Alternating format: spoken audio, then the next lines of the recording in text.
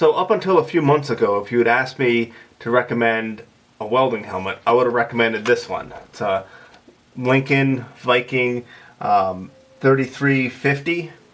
It's got a nice big lens, works really well. I had a cheap helmet, and using low amperage TIG, it just wouldn't trigger and kept flashing me.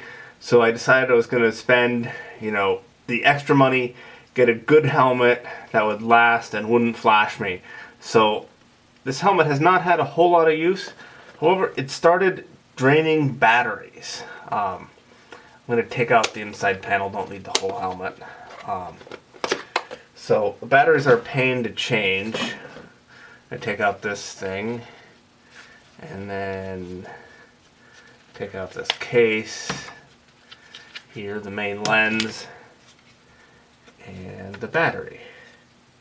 So it takes these big fat, what are they, Energizer 2450, or yeah, 2450 cells. So and they started going dead on me. I don't know why. I called or contacted Lincoln for warranty advice, and they were like, well, sorry, your helmet's a couple of months out of warranty. Can't do anything for you. You can buy a new one of these lenses for $200. Well, you can buy a whole darn helmet with the lens for like $220 on Amazon. So I'm not going to buy a new replacement lens for this. I just buy a whole new one. But instead of buying a new lens, I'm going to try to fix it. Show you what my plan is. So I've got a bunch of these lithium polymer batteries that go to a quadcopter I have, and they're fairly cheap batteries. And I have a charge controller, and this will need a regulator because this is 3 volts. But this one, my son loves these hexabug things. They're great fun. Yeah, let's see, I probably wasn't in the screen the whole time. So, yeah. So, loves these things. They take little watch batteries and go dead all the time. So you just constantly replacing batteries on them. So I figured I'd make him a rechargeable one. So I'm going to use the same charge controller board, a lithium polymer battery, and so I've got the charge controller boards, another lithium polymer battery, these connector things. Build a wire one of those into here, and power this off a rechargeable battery. And I can also put in a switch so I can shut it off, because I think this just isn't going into power save mode, because if you leave it sit for a couple of weeks, battery goes dead. So I'm going to see if I can pry my way into this thing without breaking it. So I was hoping to get inside of this to see the electronics, but I don't think that's going to happen. This edge here seems like it's really glued in place. Like I can see a seam there, but it just doesn't want to separate at all. So I think I'll end up breaking it if I try to get into it completely. So instead, I'm going to cut off this corner, and that should give me access to the battery contacts, so I can solder onto those.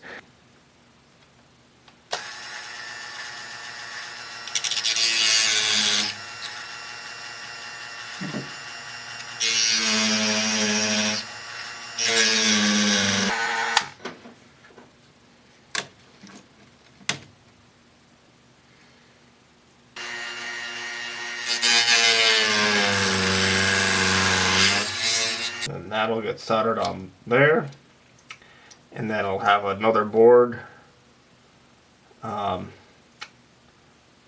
off to the side. So yeah, fire up the soldering iron and let's get started.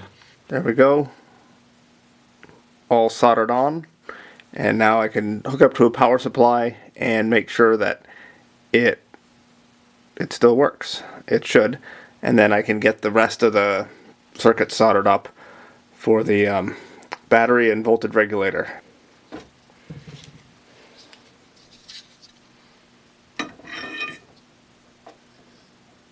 So here's the result. I'll need to get this attached down better. We've got the lithium polymer control board here. This board will charge this battery, regulate the voltage for that. It will prevent it from under voltage, so it won't discharge all the way down to nothing. And it also steps up the voltage to 5 volts, which is unfortunate for my project, but could be useful for regular electronics projects. Because I want 3 volts for the helmet, I have this regulator which steps it down to 3.3 volts, which isn't exactly ideal, stepping up and then stepping back down again. But I couldn't find one of these that output 3.3 volts and had the battery discharge protection and all that other good stuff. And I know you can make your own circuit, but this was like $1, and that was like 50 cents, and I already had this, so I'm going to spend a whole bunch of time designing a whole circuit when you can buy these Lego parts and put them together. So let's hook it up to the welding helmet and see if it works. First step, let's make sure that this thing is actually outputting reasonable voltage for the whatchamajoohickey, for the welding helmet.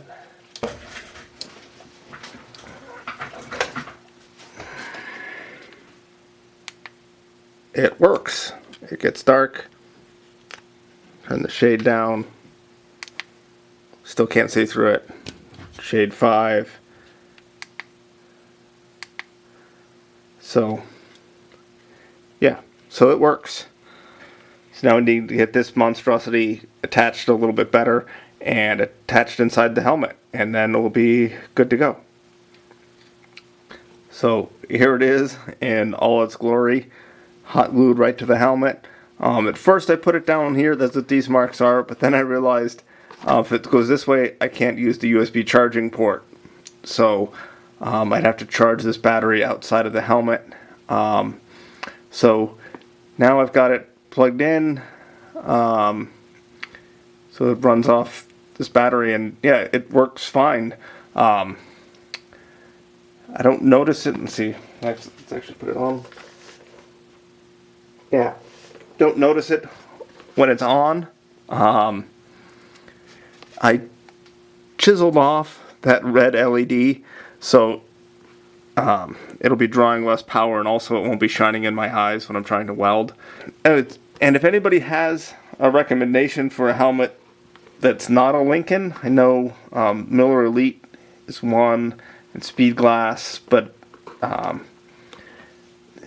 really like this Lincoln, except for this, and the new ones have an extra clear lens, which is also intriguing, but I don't really want to drop another $200 on a welding helmet. But I will keep you guys updated on how well this hack works. So, alright. I hope you liked this video. If you did, I'd hope you'd consider subscribing. I've got a virtually endless supply of projects I could make videos about. If there's something I can do better, or if there's a type of video you'd like to see more of, leave a comment down below.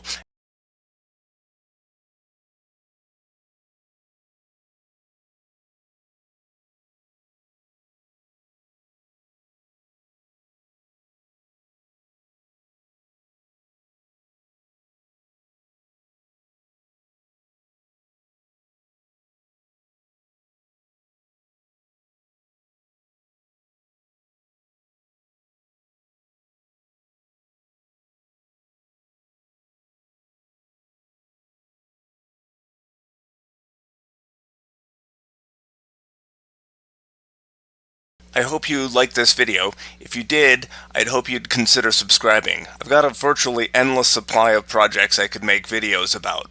If there's something I can do better, or if there's a type of video you'd like to see more of, leave a comment down below.